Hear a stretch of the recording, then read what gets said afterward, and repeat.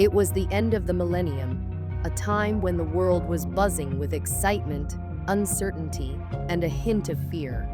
I had just given birth to my second daughter, Sarah, and my life felt like a whirlwind of joy and chaos. I lived in Cabancalan City, nestled in the heart of Negros Occidental, where life was vibrant and the community was close-knit. My husband was studying abroad and wouldn't be back for a few more months, leaving me to manage our cozy little restaurant, Talks of the Town, all on my own. Talks of the Town was a beloved establishment in our area, known for its delicious traditional food and a lively atmosphere filled with laughter, singing, and the clinking of glasses. We offered a range of local dishes, but our specialties included mouth-watering pork sisig and refreshing red horse beer. The restaurant also featured karaoke, which brought people together and turned ordinary nights into unforgettable parties. During this busy time, I asked my younger sister, Bing, to come and stay with me. Bing was only 2 years younger than I was, and she had a natural charm that lit up any room. With her short brown hair cut into a stylish bob and her warm, dark brown eyes that sparkled with joy, she had a smile that could brighten even the darkest days. I needed her help to manage the restaurant and take care of my newborn daughter, and thankfully, she agreed without hesitation. The restaurant was spacious, offering plenty of room for friends and family who often visited. We were lucky our relatives loved to come by and help out, making the workload a little lighter. Bing's presence brought an extra spark to our already lively establishment, and together we made a great team. One particularly hot evening, the restaurant buzzed with energy. The humidity clung to the air, and our place was a refuge for those looking to cool down. San Miguel Red Horse was the drink of choice, and our pork sisig was a hit among the karaoke-loving guests. As the sun set, the laughter and singing grew louder, wrapping around us like a warm blanket. Bing and I were running around, taking orders, serving drinks, and checking on my daughter, who was asleep in the corner. The cheerful shrieks and off-key renditions of popular songs filled the air, creating a delightful cacophony. Some voices were sweet as rain, while others were more like a cat in distress. Despite the noise, the atmosphere was vibrant, and we loved every minute of it. As the night progressed, we were swamped with customers. People spilled out onto the patio, the sounds of laughter and singing echoing into the night sky. The clock ticked away, and before we knew it, it was nearly 1 o'clock. The restaurant had finally quieted down, and I began the cleanup process, counting the night's earnings as I wiped down the tables. Once the last customer had left, I felt a wave of relief wash over me. I was exhausted but satisfied with the night's work. As I looked around the now empty restaurant, I couldn't help but smile. I loved this place and what it represented, a home filled with warmth and laughter. When I returned to the small area where Bing and my daughter were, I found them cuddled up together, both fast asleep. A feeling of peace washed over me as I watched them snore softly. I longed to join them, but knew I had to be careful not to disturb their slumber. So, I climbed over them gently, settling down next to my little bundle of joy. Sarah was so tiny, with chubby cheeks stained white from the milk she had greedily slurped from her bottle. The smell of sweetness lingered in the air, and her short brown hair was tied back with a small red ribbon that kept it from bothering her as she slept. I pulled her close, feeling the warmth of her body against mine, and my heart swelled with love. But as I lay there, trying to drift off, a strange feeling crept into my mind. It was a nagging sensation, urging me to wake up. Something felt off. The night was unusually quiet, and the usual sounds of crickets and distant traffic were absent. It was as if the world had come to a standstill. As I strained to hear any semblance of noise, I noticed a soft rustling sound coming from above me. I tried to convince myself it was nothing, perhaps just the wind or the branches swaying. But the sound persisted, like a faint whisper dancing in the stillness of the night. My eyes struggled to open, they felt heavy, as if weighed down by some unseen force. Finally, I focused on a spot high above me. Dust started to fall, floating gently like tiny ballerinas through the darkness. I held my breath, not wanting to make a sound, convinced that I was imagining things. The rustling grew louder, and the leaves on the roof began to move. Could it be a cat? I thought, but that didn't make sense. Our roof was at least 10 meters high. How could any animal reach it? Only birds could fly up that high. The noise intensified, and it felt like whatever was up there was moving closer. My heart raced, each beat pounding in my chest, fear tightening around me like a vice. Suddenly, the rustling stopped. Whatever was on the roof had found what it wanted. I held my breath, frozen in fear, as the leaves began to shake violently. Then, through the crack in the ceiling, a long, slender black shape slithered into view. It was darker than the surrounding night, a shadow that seemed to suck in all light as it descended lower and lower. I felt a chill run down my spine as I realized it was coming towards me. No, towards my daughter. Panic surged through me as I instinctively reached for Bing, shaking her awake. "Bing, wake up! There's something on the roof," I whispered urgently, my voice barely above a breath. She blinked awake, still groggy. What? What are you talking about?" Her eyes widened as she followed my pointed finger towards the descending shadow.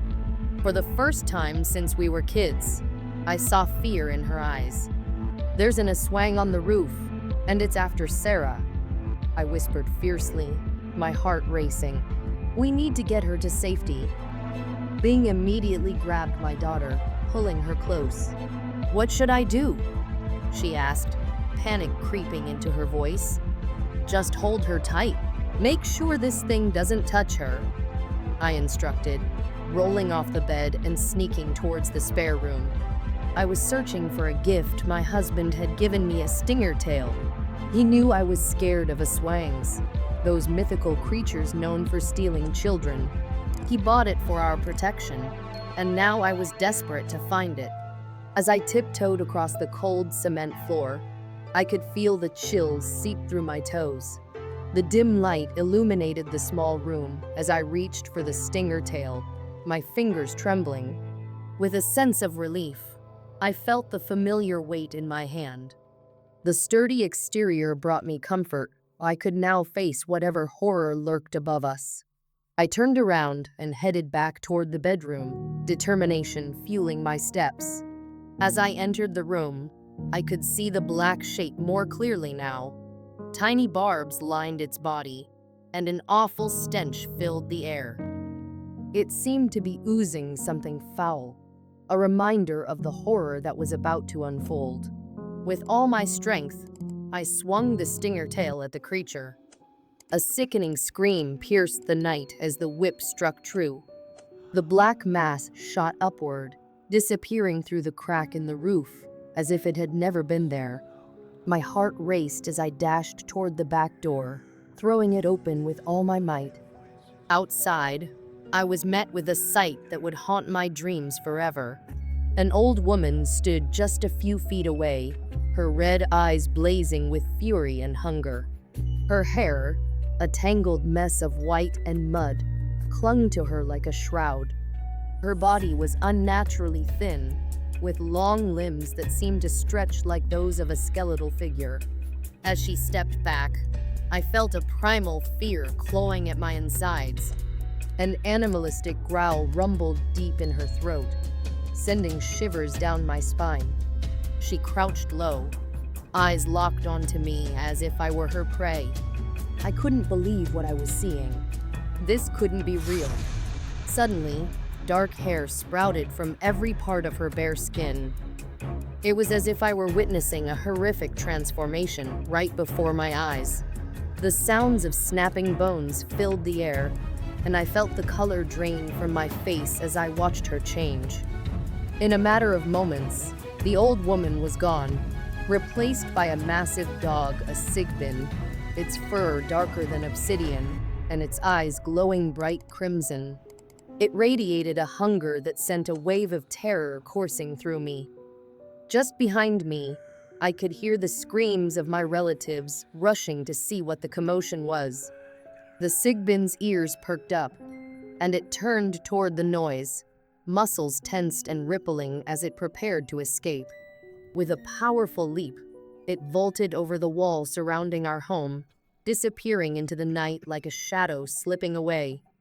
The next day, we scoured the restaurant for any signs of the Aswang, but there was nothing, no tracks, no evidence it had ever been there.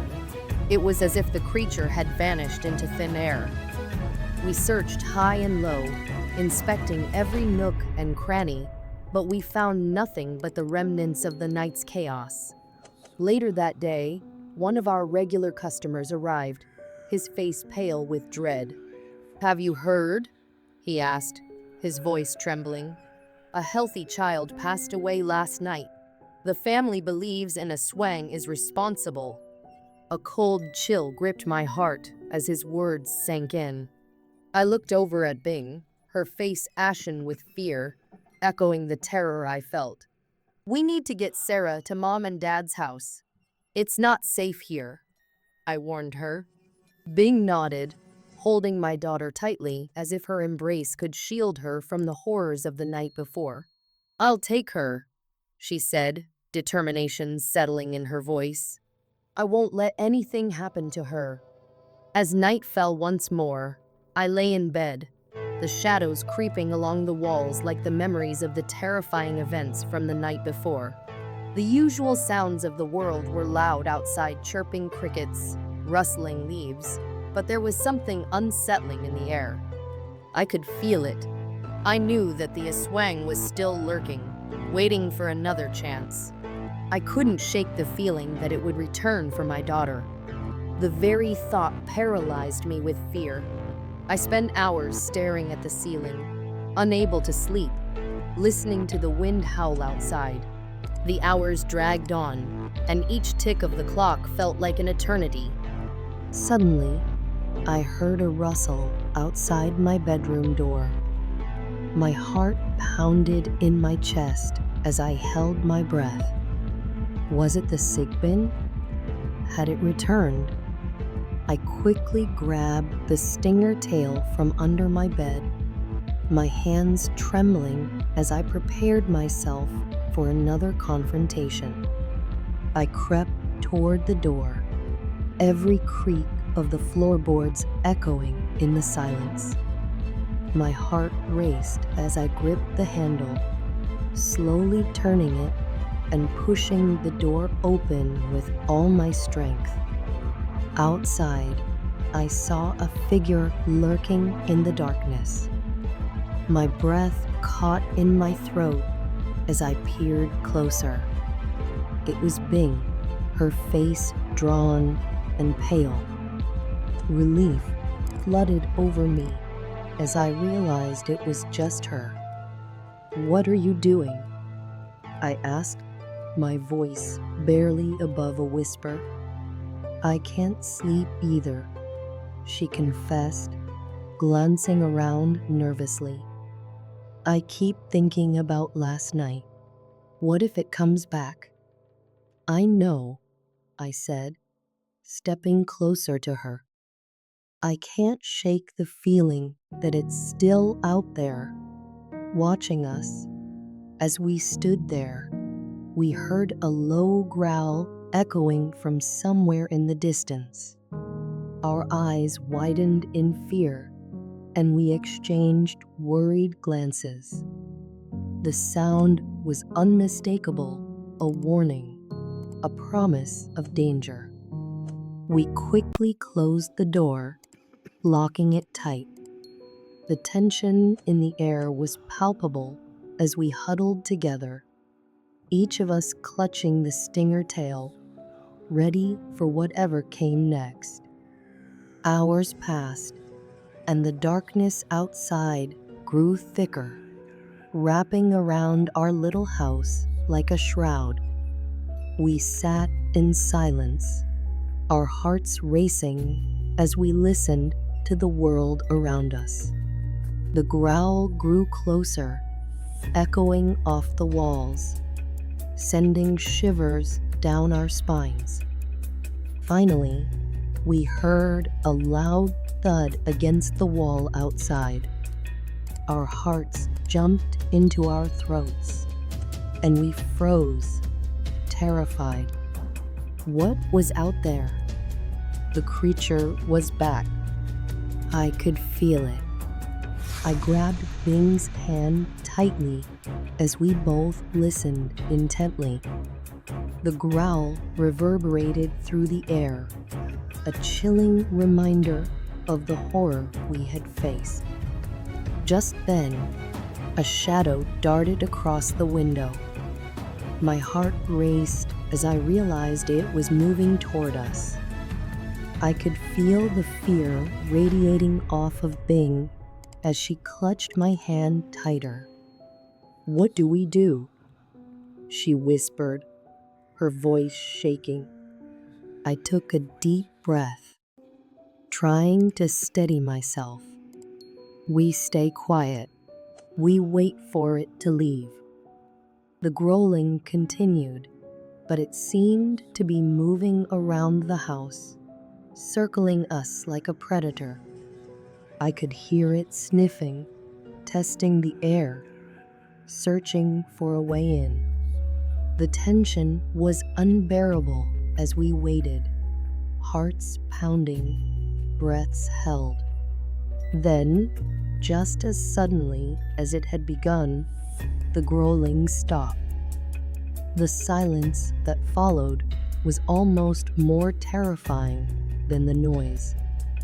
I could feel my heart beating in my chest, each thump a reminder of our vulnerability. "What is it doing?" Bing whispered, her eyes wide with fear. "I don't know," I replied, trying to keep my voice steady. "But we need to be ready. If it gets in, we fight." Just then, the sound of scratching echoed through the night, followed by a thud against the door. I felt my stomach drop. It was trying to get in. "Hold on tight," I urged, clutching the stinger tail with both hands as we prepared for whatever came next. The scratching grew louder, claws scraping against the wood. The thud became more insistent, and I could feel the door beginning to buckle under the pressure. Then, just as I thought it would break through, the growling turned into a deep, guttural laugh that sent chills racing down my spine.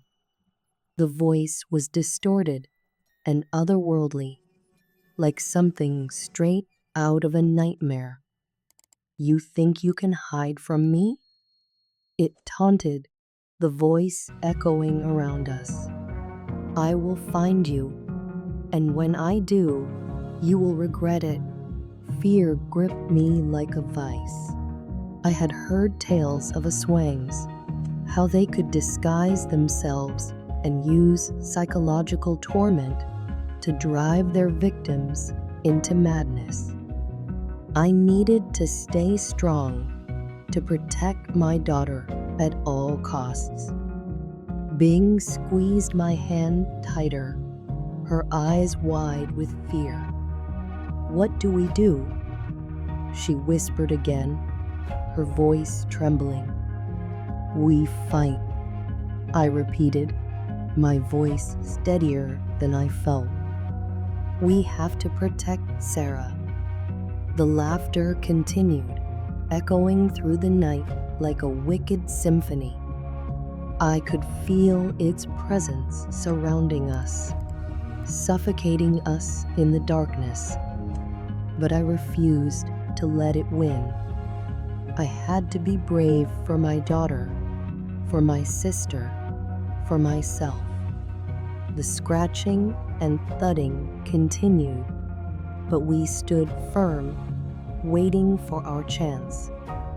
I could feel the adrenaline coursing through my veins, heightening my senses as I prepared for the inevitable confrontation. Finally, the growling receded, the darkness quieting as it faded into the distance. A sigh of relief escaped my lips as I glanced at Bing. "I think it's gone," I said, though I wasn't entirely sure. "We can't let our guard down," she warned, her voice shaky but determined.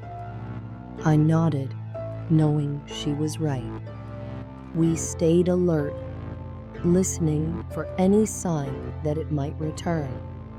Hours passed, and the world outside remained eerily quiet. As dawn began to break, a sense of calm washed over us. The sunlight filtered through the windows, casting a warm glow over the room. It was a welcome relief, but I knew the danger wasn't over yet. We spent the morning preparing for whatever came next. We discussed our options, planning how we would protect Sarah and ourselves. Bing insisted on staying close, and I agreed, knowing we were stronger together. As the sun began to set once more, I felt a sense of dread creep back in. The world outside transformed, the shadows lengthening as darkness fell. I could feel the tension in the air, a reminder of the terror that lurked just beyond the walls of our home. Once again, we found ourselves huddled together in the bedroom, hearts racing as we listened for any sign of danger. The night wore on, and the fear hung heavy in the air, a tangible presence that wouldn't let go. Then, just as we began to relax, we heard the deep, guttural growl echoing from outside. Panic surged through me as I glanced at Bing, who was wide-eyed and trembling. "It's back," she whispered, her voice barely audible. I nodded, my heart racing as I gripped the stinger tail tightly. We had prepared for this, and now we had to face it. The growling grew louder, accompanied by the sound of scratching against the walls. It was trying to get in again, circling us like a predator stalking its prey. "We need to get to Sarah," I urged, my voice firm. "We can't let it take her." Bing nodded, determination replacing fear in her eyes. We moved swiftly, making our way to the small room where my daughter slept. As we reached the door, the growling intensified, the sound echoing like a thunderstorm. With every ounce of strength, I swung the door open, my heart pounding in my chest. Inside, Sarah slept peacefully, unaware of the chaos that surrounded her. "Grab her," I shouted, reaching for my daughter as Bing carefully lifted her from the crib. As we turned to escape, the door shook violently behind us.